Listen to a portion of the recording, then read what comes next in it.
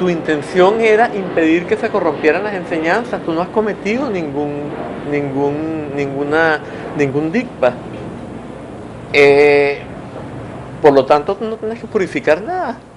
Eso estuvo muy bien, tú hiciste lo correcto. No, pero yo me sigo sintiendo muy mal. Yo siento que yo tengo que hacer algo para purificarme. No, pero si no hay problema. Pero yo siento que tengo que... Bueno, entonces, ok. Entonces escribe un libro con los argumentos con los cuales yo te demostré que mi visión era correcta y que tus refutaciones eran equivocadas. Y entonces allí, por supuesto, este señor era un erudito, un estudioso, y le dijo, bueno, entonces preséntalos en términos de filosofía budista con toda la complejidad a la que tú estás acostumbrado. Y él escribió este texto y lo tenemos en lengua inglesa ahorita, en Shambhala Publications. En inglés se llama Primordial Experience, experiencia primordial, así lo tradujeron. La traducción la hicieron entre Namkyen Norbu, Chogyal Namkyen Norbu, este maestro de la comunidad Dzogchen, alguien que era un traductor, pero que tiene una historia muy complicada que no vamos a meter aquí, que se llama Kennard Lippmann, y un literato que pulió el inglés, que se llama Barry Simmons. Entonces, este libro, si les interesa, pues lo pueden conseguir, se llama Primordial Experience, pero es bastante complejo y no es indispensable leerlo para saber, para realizarse en el Dzogchen. En el Dzogchen la filosofía es algo accesorio, no es esencial. La filosofía no puede muy bien realizarse sin filosofía, pero sí tiene que entender ciertas cosas intelectualmente muy bien, sin necesidad de saber 20.000 términos, se puede explicar refutaciones, etcétera, etcétera, ¿no? Como un gran erudito, pero sí tiene que entender unas cosas esenciales primero, si no, no se puede. Bueno, hay dos maneras, se dice que en el Dzogchen los dos tipos de personas que se realizan más fácilmente son los que son extremadamente inteligentes y agotan su inteligencia y entienden todo intelectualmente y van más allá del intelecto, o los que no, exacto, que fue un maestro de Dzogchen, o los que no entienden nada, ¿no? Que son bruticos. ¿Ah? Sí, sí, sí. El método de los primeros Kagyupas era un poco también de no tener que entender nada antes. Por ejemplo, Milarepa, ¿verdad? Él estaba por allá por su cueva y le llegó una muchacha que le dijo, mire maestro, yo me quiero realizar. Entonces Milarepa le dijo, bueno, ok, muy bien. No le dijo, mira, ¿qué sabes tú de budismo? La muchacha no sabía nada de budismo, cero, o sea, estaba en blanco. Y entonces él no le dijo, mira, ahora estudias primero las 4 nobles verdades, después te vas a estudiar, entonces haz un Shedra. No, él le dijo, mira, tú te vas a ir a aquella cueva, te le explicó cómo llegar a la cueva, eso sí se lo explicó. Y te vas a meter allá. Y entonces cuando estés allá tú vas a observar tu mente. Lo primerito que tú vas a ver es cómo es la mente. Fíjate bien, de qué color tiene, qué forma tiene, si es redonda, si es cuadrada, si es roja, si es verde, ¿no? Eso, ve a ver tu mente. Entonces la muchacha se fue para allá. Vas a pasar tanto tiempo allá y después vienes. Entonces ella vino, entonces le dijo, ¿qué encontraste? Bueno, yo miré de tal manera, bla, bla, bla. Bueno, ahora te vas a ir y vas a hacer tal cosa. Jamás le dio una explicación y la muchacha se realizó al final. Esa era la vida un poco de los primeros Kagyupas. Después las cosas han cambiado, ya todo el mundo es igual a todo el mundo. Pero originalmente esa era como la vida de los primeros Kagyupas, ¿no? Sin necesidad de un poco como esta forma del Dzogchen también, ¿no? Como este enfoque. Bueno. Total que al cabo de un tiempo él se quedó allí con Garab Dorje aprendiendo todas las cosas, y cuando Garab Dorje iba a alcanzar el cuerpo de luz, ¿qué significa esto del cuerpo de luz? ¿Ustedes han oído esto del cuerpo de luz? ¿Sí? Sí, cuerpo arcoíris. Bueno, esto significa que cuando hay varios tipos de cuerpo arcoíris, la verdad es que esto es complejo. Hay 4 tipos de cuerpo, 4 tipos de disolución del organismo que no quedan residuos físicos. Entonces vamos a no entrar en tanto detalle con esto. Basta con decir que hay un tipo que en vida el maestro se disuelve frente a sus discípulos. Esto es demasiado extraordinario. Esto la última vez que sucedió fue en el siglo XIII. Hay otra en la cual el maestro muere y entonces cuando él va a morir, cuando él ya sabe que va a morir, le dice a sus discípulos, bueno, ahora van a venir todos. Ponen una tienda de campaña y le dicen, bueno, ahora yo me encierro en esta tienda, ustedes la van a coser desde afuera y la van a abrir, se van a quedar todos allí alrededor por tantos días y al final la van a abrir. Y entonces, mientras ellos están afuera, se manifiestan cantidades de arcoíris por todos lados. Por lo general llueve mucho también y se manifiestan arcoíris y arcoíris y arcoíris y arcoíris. Y cuando abren la tienda, encuentran el pelo, las uñas y las ropas y más nada. Todo lo demás desapareció. El pelo y las uñas están siempre creciendo hacia afuera y no sienten. Por eso podemos cortarnos el pelo y cortarnos las uñas. Nadie se corta los dedos, ¿verdad? Ni los huesos, ni los dientes. Fíjense el dentista, ¿no? Le ponen calmante porque los dientes duelen. Los huesos también duelen. A mí se me partió una pierna y me metieron un taladro a través del hueso y me metieron bastante anestésico. Y en el momento en que el taladro se metió en el hueso, por más anestésico que me habían metido, yo... Eso fue incluso antes de empezar a practicar budismo, ¿no? Un accidente de carro que tuve a los 21 años de edad. Bueno, eso es el cuerpo de luz o el cuerpo arcoíris. Entonces, él dio sus últimas enseñanzas, que fueron las 3 frases del testamento de Garab Dorje.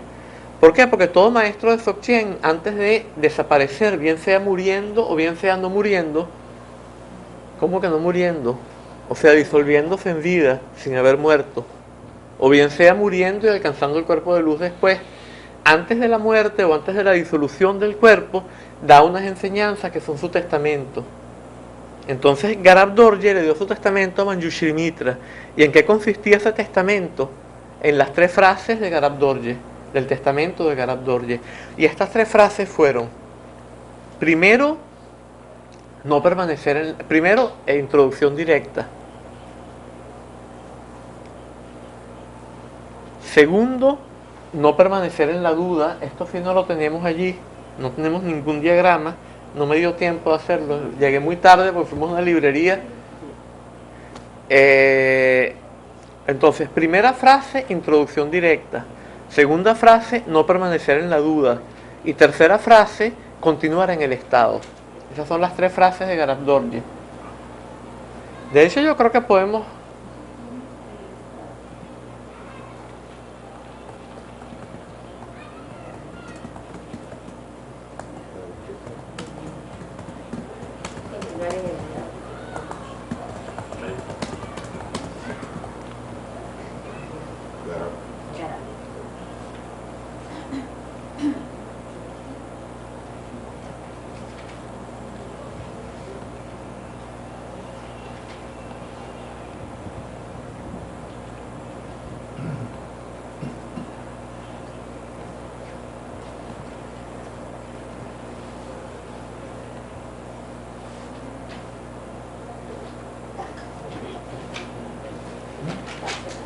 Ay, pero ya que no tenemos aquí. Esto se nos enredó. Ok. Esos son los 3 frases del testamento de Garab Dorje.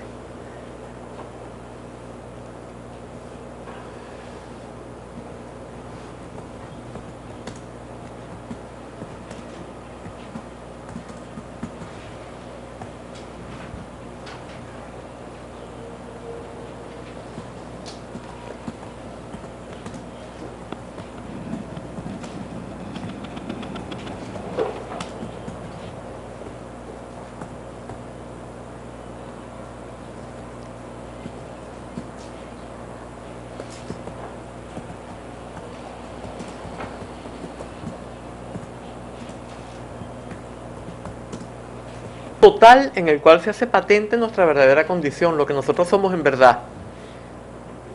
Es un estado total, absolutamente indiviso, En lo que pasa en la introducción directa y se vuelve a manifestar el dualismo, estamos en un estado dividido. Desde lo dividido, desde la parte, es imposible que nosotros recordemos el todo. Además, esa vivencia de introducción directa está más allá de la memoria. ¿Cómo podemos desde la memoria recordar lo que está más allá de la memoria? Por eso entra la duda.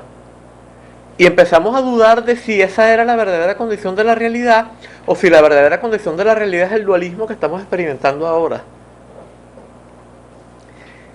En tanto que estamos en la duda, no podemos seguir practicando, estamos limitados, ya no podemos estar en la condición de la práctica. No podemos practicar. Entonces, ¿qué hacemos allí? Pues volver al estado de introducción directa una y otra vez hasta que lo que se manifestaba allí empiece a permear a la condición dualista, que ya no se siente tan real y uno empieza ya a tener la sensación de que lo verdaderamente verdadero era lo que se manifestaba en esas introducciones directas que se han vuelto a manifestar una y otra vez. Y entonces ya no dudamos, ya empezamos a sentir evidentemente que lo que es normal hoy en día es que nosotros apliquemos primero el conocimiento intelectual. Entonces, cuando desde el punto de vista del Mahayana nosotros hablamos del prajñā paramita, ¿verdad? Del paramita del prajñā, del sherab, de la sabiduría discriminante, entonces hablamos de la sabiduría, ¿verdad? Que depende de escuchar o del estudiar, de la sabiduría que depende de la reflexión y por último de la sabiduría que depende de la meditación. Las dos primeras son el prajñā relativo, son sabiduría discriminante. Discrimina, es con la mente, totalmente con la mente, con el dualismo, con el concepto.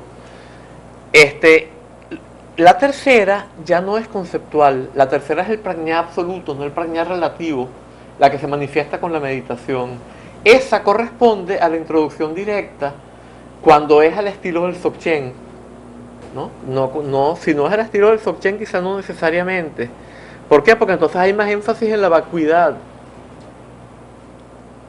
En la del Dzogchen hay igual énfasis en la vacuidad porque se dice que la base tiene dos aspectos. Recordemos que tenía tres aspectos antes en este diagrama, ¿verdad? Acá. Esencia Obo, naturaleza Ranchin y energía Tukye. Bueno, cuando decimos que tiene dos aspectos, son Katak, que es la esencia Obo, que es vacuidad, y Lundrup, que es perfección espontánea, que incluye los otros dos. Eso es cuando la dividimos en dos a la base.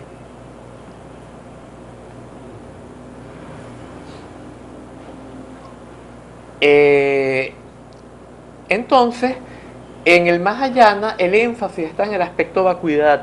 En el Dzogchen tenemos la vivencia de la base en su totalidad. No hay un énfasis en la vacuidad. Están por igual la perfección espontánea y la vacuidad. Entonces, como realización, es una realización más completa de alguna manera, más total. Claro, un Buda del Mahayana, cuando ya es Buda, ya es un Buda y no podemos establecer diferencias. Pero en el Dzogchen, cuando se pone el énfasis en la verdad, en este descubrimiento de la verdadera condición de la realidad que se manifiesta en la introducción directa, hay igual énfasis en la vacuidad que en la perfección espontánea. Bien. Entonces, cuando ya no permanecemos en la duda, porque ya esa convicción absoluta, o sea, digamos, entonces, primero, lo normal hoy en día es que nosotros hayamos escuchado primero, que luego hayamos reflexionado y luego tenemos la introducción directa. Entonces, volviendo a la introducción directa, cuando estamos en el dualismo, nosotros tenemos ya la convicción por el razonamiento de que las cosas son como la vivenciamos en la introducción directa. Pero además, lo que se vivenció en la introducción directa empieza a permear el estado dualista. De modo que ya no puede haber duda. O sea, ya ahí hay una convicción absoluta. Entonces estamos listos para el tercer elemento, que es continuar en el estado. Ajá. La introducción directa se la podría hacer equivaler un poco al Satori. Sí, exactamente, sí. Sí. Entonces, ¿cómo continuamos en el estado? En ese momento, cuando el maestro ya le dio al alumno la introducción directa, y le dio los métodos para que no permanezca en la duda, y se da cuenta de que el alumno no permanece en la duda, le da las instrucciones para que pueda continuar en el estado. Y en el Dzogchen Upadesha en particular se las daba con el tubito del que hablamos la vez pasada, ¿no? Con el tubito que se pone en el oído, en la oreja del alumno, y el maestro le susurra por acá. ¿Por qué? Porque más nadie debe oírla. Y si se las da en voz alta, entonces puede que alguien esté escondido detrás de la puerta y lo oiga. Por eso se la da por el tubito. Y solo lo oye el alumno. Por lo menos eso era así tradicionalmente. Yo nunca he recibido tubitos sino una iniciación como una cuestión simbólica. Pero era lo tradicional originalmente, no el tubito. Entonces, una vez que tenemos esas enseñanzas, podemos continuar en el estado, porque ya sabemos qué hacer para que todo se libere por sí solo. No es que nosotros vamos a liberar lo que se manifiesta y que oculta el estado de introducción directa, sino que tenemos las instrucciones que permiten que esa gnosis que todo lo libera se manifieste y libere todo y haga que todo se libere por sí solo. ¿Está claro? Ok. Cuando Manjushri Mitra recibió este testamento, todas las enseñanzas que tenían que ver sobre todo con la introducción directa, o sea, que ponían el mayor énfasis en la introducción directa y que tenían un carácter un poco más gradual, él las clasificó como Dzogchen Sendé. O sea, esta división no proviene de Garab Dorje, proviene de Manjushri Mitra en base a las enseñanzas que recibió de Garab Dorje en su testamento, y todas las que había recibido durante su vida. Todas las enseñanzas que parecían que servían sobre todo para no permanecer en la duda, aunque también sirven para continuar en el estado, y también las del Sendé sirven para continuar en el estado, pero que tenían ciertas características y trabajaban más como con la energía, las clasificó como Dzogchen Londé. Y por último, las que tienen más que ver con continuar en el estado y que son más abruptas y supremas, las clasificó como Dzogchen Mengagde. Pero no hemos explicado lo que significan estas tres palabras, ¿no? Esto significa serie de la naturaleza de la mente.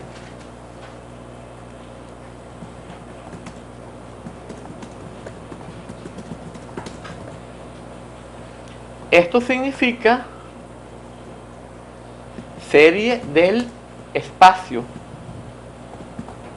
Y esto significa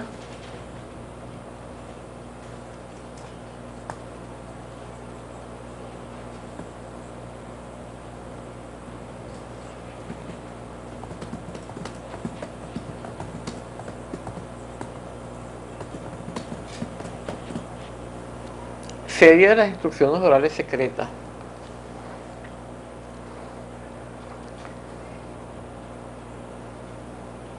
Las palabras que están entre paréntesis son la forma de transliteración del método Wiley, que es el que permite saber cómo se escribe esto en tibetano. En cambio, la otra, las que no están entre paréntesis, no están en cursivas, es cómo suena. Esa es la diferencia esencial. Porque ustedes se preguntarán, ¿y qué hacen esas cosas ahí en paréntesis? Bueno, es eso. El método Wiley permite saber cómo se escribe en tibetano, uno lo puede reproducir preciso. En cambio el otro es más o menos cómo suena, no preciso. Pero para que tengamos una idea de cómo decir algo. O sea, la que está en paréntesis no es como suena. No. Exacto, ustedes no vayan a decir nunca man, nag, de. Porque sí, men, nag, de. Además que sería muy difícil, ¿no? Bien. Elías, Ajá. antes de avanzar un poquito, Ajá. cuando el discípulo recibe la introducción directa, que es una especie, digamos, de atisbo Ajá. de la Dharmakaya, digamos así, de la gnosis, ¿cómo le llamabas? Gnosis. Sí, de la gnosis única que todo lo libera. Todo lo libera.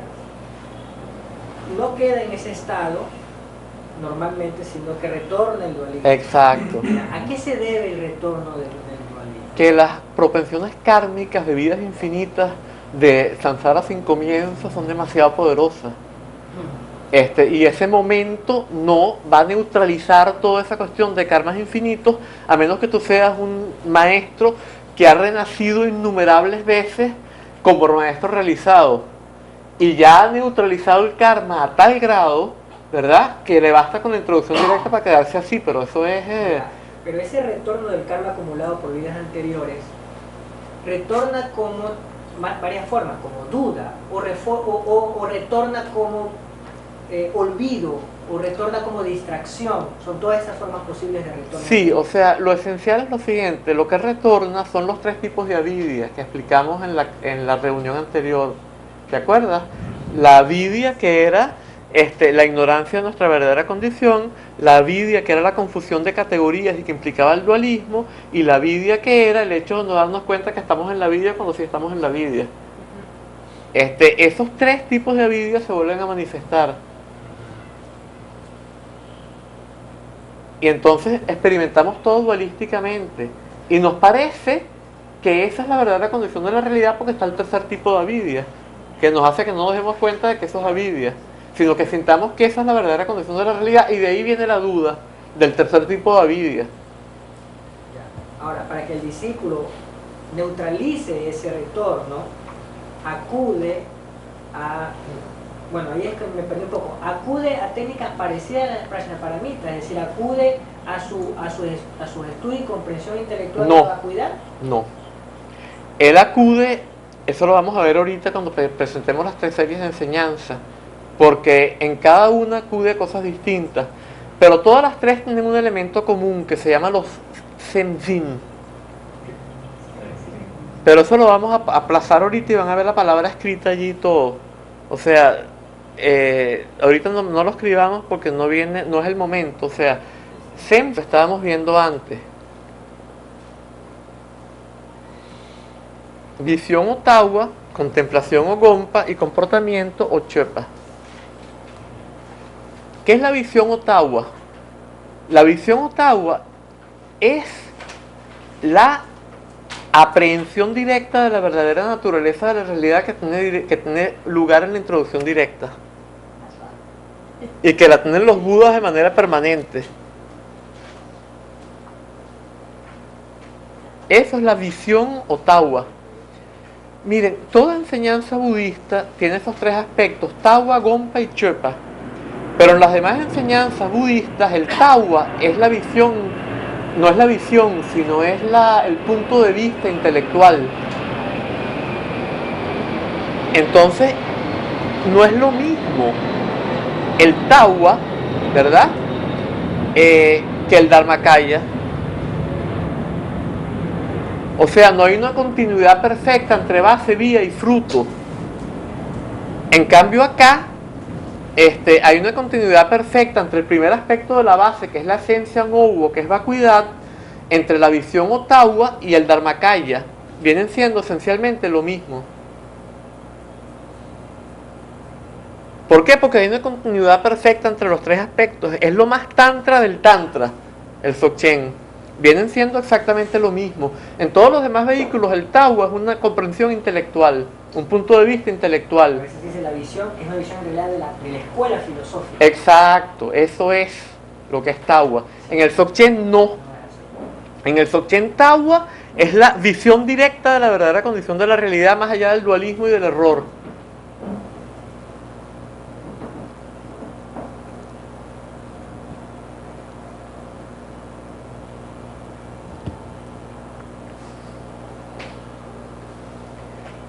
Cuando, vamos a esperar que...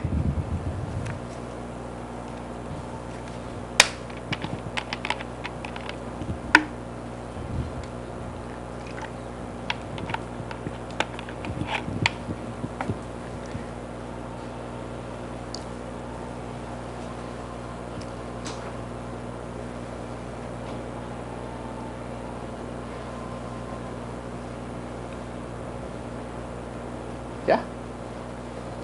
Cuando ya no permanecemos en la duda porque hemos vuelto a la introducción directa, en otras palabras, hemos vuelto al tawa una y otra vez hasta que se filtra a nuestra experiencia dualista y ya no dudamos.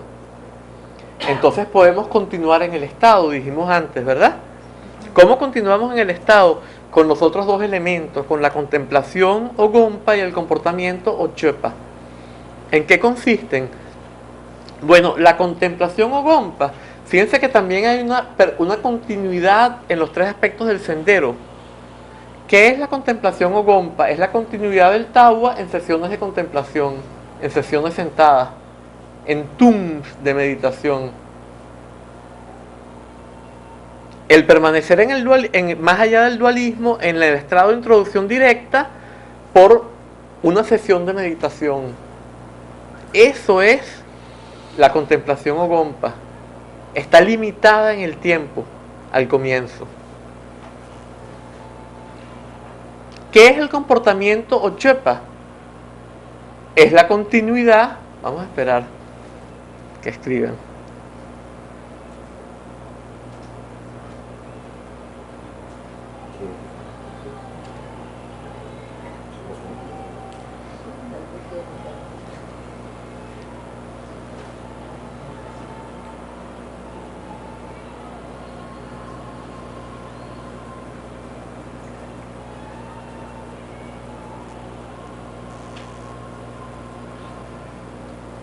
El comportamiento o chepa viene siendo la continuidad del tawa, no durante sesiones de meditación, sino en la vida diaria. Cuando ando caminando por allí, tomando el té, tomando el café.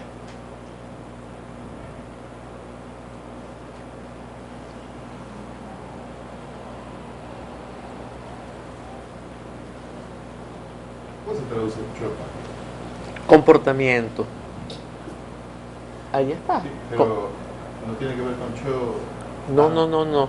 Se escribe muy distinto, ¿no?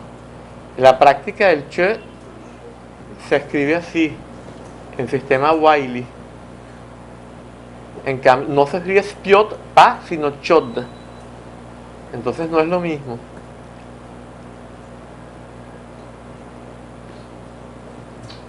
Ese comportamiento en la vida diaria que mantiene la continuidad del tawa, es un esfuerzo todavía consciente como una especie de atención plena, o ya es espontáneo también. Es espontáneo. Ahora, claro que para que permanezca totalmente en la vida diaria, eso ya, si eso permanece continuamente, no ya está realizado. Entonces, ¿en qué consiste el verdadero comportamiento en la práctica? Ya no como una teoría, sino en la práctica. Implica que cuando yo estoy manejándome por allí en la vida diaria, no me dejo arrastrar totalmente por el error, sino que siempre estoy recordando, cada vez que entro en el dualismo, estoy recordando mirar la mente de cierta manera para que se libere. Ahora, tal como la visión o tawa normalmente, como el tawa normalmente es un punto de vista filosófico, ¿verdad? En los demás vehículos, la contemplación o gompa en los demás vehículos es algo que yo hago con la mente. Por ejemplo, yo visualizo. Por ejemplo, yo aplico, me concentro en un punto. Es hecho con la mente, estoy usando la mente para concentrarme en un punto. En este caso, la contemplación o gompa no es algo hecho con la mente. En el Dzogchen, la contemplación o gompa consiste en no hacer nada con la mente. Estamos en la naturaleza de la mente, no estamos aplicando algo con la mente, estamos totalmente más allá del dualismo y totalmente más allá de la aplicación. Estamos en el estado de Rigpa. Eso es el gompa. De la misma manera, el comportamiento en todos los demás vehículos consiste en aceptar algo y rechazar algo. Yo hago esto y yo no hago aquello. En todos los demás vehículos. Por ejemplo, en el Hinayana. ¿Qué hago yo en el Hinayana? Yo no puedo realizar las 10 acciones malas, las 10 acciones prohibidas. Yo no puedo violar ninguno de mis votos. ¿Cuál es el comportamiento en el Mahayana? El comportamiento en el Mahayana es ir más allá de mis límites por el beneficio de todos los seres. O sea que Si yo tengo que realizar uno de los actos prohibidos del cuerpo o de la voz para beneficiar a los seres, tengo que hacerlo. Ahí hay algo que aceptar y algo que rechazar. ¿Cuál es el comportamiento en los tantras de transformación? Lo mismo, ahí hay algo que aceptar y algo que rechazar. Siempre hay algo que aceptar y algo que rechazar. El comportamiento del Dzogchen es el comportamiento de Samantabhadra. ¿Qué significa esto? Samantabhadra significa todo bueno. Kuntu Sampo en tibetano. Todo bueno. ¿Qué significa todo bueno? Significa que todo es viable. Todo comportamiento que se manifieste, yo lo puedo incluir en el estado de Rigpa. Y lo puedo usar para el estado de Rigpa. Y entonces, ¿qué significa esto? Que todo lo que surja puede ser incorporado en el estado de Rigpa y que cuando lo que surge es algo que los demás ven como malo, eso es muy bueno. ¿Pero qué quiere decir esto? No quiere decir que yo voy a andar por allí matando niños ni nada por el estilo, ¿verdad? Robándole a la gente, haciendo todo ese tipo de cosas que le producen sufrimiento a los seres. ¿Qué significa entonces el comportamiento de Samantabhadra? Que yo no actúo en base a las convenciones sociales, ¿no? Sino hay una conducta que es espontánea, y puede que parte de esa conducta esté determinada por el error, pero como el bodhicitta es muy fuerte, porque la introducción directa se ha estabilizado en mí, o sea, ha sido tan fuerte que ha transformado completamente mis energías, hay una manifestación, de alguna manera, de que todo lo que yo hago es en función del bodhicitta. Fíjense, aquí hay una diferencia radical entre el Dzogchen y el Hetuyana. En el Hetuyana yo produzco el bodhicitta a través de el bodhicitta de la intención y el bodhicitta de la acción. El bodhicitta de la intención es pensar en los 4 inconmensurables y hacer la meditación de los 4 inconmensurables, ¿verdad? Y haciendo esto me entreno en el bodhicitta. Pero todavía por la intención, no lo estoy aplicando. Y luego cuando ya tengo la intención más o menos desarrollada, practico los 6 paramitas. Y de esta manera voy entrenándome en esto, me voy acostumbrando a esto. Pero todavía esto es condicionado. Yo estoy acostumbrándome a algo, esto es creado. Entrenamiento mental. Sí, es un entrenamiento mental, estoy creando algo. Solamente cuando finalmente obtengo el prajnaparamita absoluto, ¿no? El que ya no depende de escuchar ni de reflexionar, sino el que surge de la meditación. Entonces, debido a el entrenamiento que yo he hecho, ¿verdad? Creo el Rupakaya, y de alguna manera esto se hace indiferenciable del Dharmakaya. Pero estos son 3 evos inconmensurables. ¿Por qué? Porque se ha basado en un entrenamiento de algo creado. Y eso nunca, solamente cuando llega el momento en que se integra y surge espontáneo. Bueno, en el Dzogchen surge espontáneo desde el comienzo. Yo no tengo necesariamente que entrenarme en los... Eso no quiere decir que no lo van a hacer. ¿Por qué? Porque el Dzogchen es como esa pelota enorme. En tanto que uno no la muerde, entonces uno practica el bodhicitta de la intención, el bodhicitta de la acción, y practica las enseñanzas tántricas, etc. Pero si uno lograra entrar directamente en el Dzogchen y seguirlo practicando y le funcionara todo el tiempo, uno no necesitaría practicar ninguna otra cosa. Porque entonces todos los 4 inconmensurables, y todos los paramitas y todas estas cosas surgen espontáneamente sin que yo tenga que hacer nada. ¿Por qué? Porque ellos son parte de mi propia naturaleza. Y yo no tengo que crearlos. Ellos están innatos en mí, en mi naturaleza. Cuando alguien, como practicante de Dzogchen, obtiene un grado de realización sin necesidad de ser un gran maestro realizado, sino que ha tenido esa vivencia repetida de la liberación espontánea, desarrolla un grado de bodhicitta, de compasión, que es que, ¿qué digo yo? Tú piensas en Avalokiteshvara y se te paran todos los pelos de punta. Piensas en la enseñanza, se te paran todos los pelos de punta. Y de alguna manera, todo lo que haces es en función de ese bodhicitta, en función de esa compasión. de manera espontánea, tú no necesitas crear nada. O sea, eso es tú, eso es lo que tú eres en verdad. Y no tienes que ponértelo como una máscara, sino que esa es tu verdadera condición que fluye de manera natural. Pero después, si no hay esfuerzo y no hay entrenamiento, porque no hay composición dualista, sino que hay una fluidez, digamos así, de ese estado de Tawa, ¿por qué se hace la distinción de contemplación como meditación temporal y el comportamiento cotidiano que es continuo? ¿Por qué habría esa separación? Bueno, porque al comienzo a ti te es más fácil mantener el estado cuando estás en las sesiones de contemplación. Lo ideal es que no. Tú tienes el deber, o sea, tienes el compromiso, tienes el samaya. En el Dzogchen tienes el samaya de estar siempre en el estado de rikpa. No solo cuando estés en contemplación, pero te es más fácil al comienzo cuando estás en las sesiones de contemplación. Claro, o sea... Un número de recursos para hacerlo más Exacto, accesible. exacto. En la vida diaria te es más difícil porque te están hablando. ¿Cómo miras tú la mente cuando te están hablando? Tienes que responder. Eso tienes que estar mucho más avanzado. Entonces es mucho más difícil. Ahora, ¿cuál es el samaya del Dzogchen? El samaya del Dzogchen son los mepas, los no hay. ¿Qué significa eso?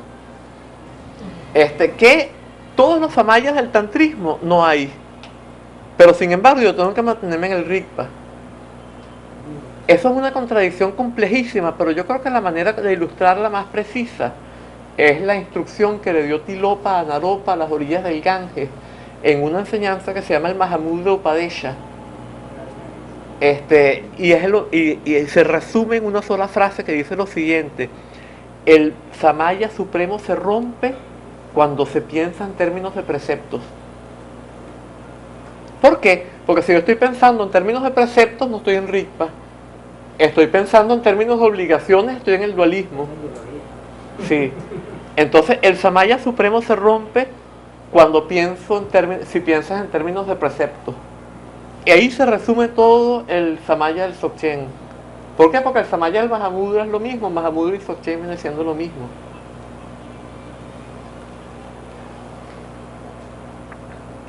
Claro, el Dzogchen tiene su manera de explicar las cosas y tiene sus 3 series de enseñanzas, hay diferencias, pero esencialmente es lo mismo. O sea, el estado de Mahamudra es el estado de Dzogchen, y la forma de llegar a él en el Mahamudra es lo mismo que en el Dzogchen Zende, en la primera de las series. Entonces, Dzogchen y Mahamudra es la misma cosa. Sobre todo Dzogchen Zende y Mahamudra.